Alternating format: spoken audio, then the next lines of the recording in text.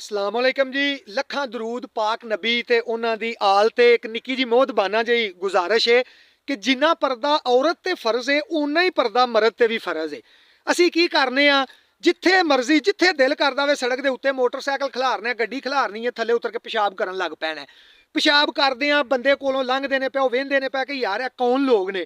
फिर पेशाब करन तो बाद असी फारग होने आ, नाला हत्थ च फड़ लेना वे, वट्टा जिहा एक लैके हत्थ अंदर करके ते इंज वेखना वे आउंदियां जांदियां लोकां वाल के जिवें असीं ते अरतगुल दी तलवार पे साफ करने आ। अंदाजा करो किन्ना कू अफसोस वाला मकाम होवे कि तुसीं नाला हत्थ च फड़े आवे, कोलों एक भरा अपनी भैन नूं लैके पिया मोटरसाइकिल ते लंघदा, ओह दोवें वेंदे ने पै के तुसीं की करदे हो।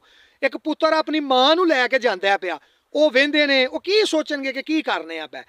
3 तो 4 किलोमीटर के फासले ते हर सड़क ते पेट्रोल पंप मौजूद है, जिथे पब्लिक के इस्तेमाल लई वाशरूम बने ने। गवर्नमेंट उन्होंने लाइसेंस उदों इशू करती है जदों आंदे ने कि असीं वाशरूम बनावांगे जिहड़ा मर्जी आए।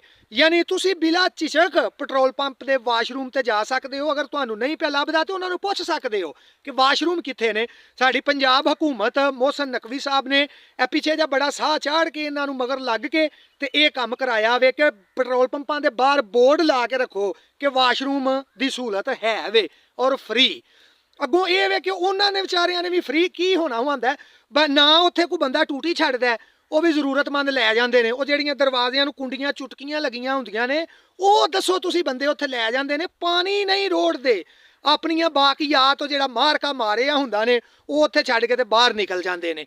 ये ते वो वाशरूम भी पेट्रोल पंपां दे हुण अजकल इंज दे ने कि कुंडियां हुंदियां कोनी, उत्थे बैठा बंदा बार्डर ते बैठे फौजी नालों चोखा चौकस हुंदा है।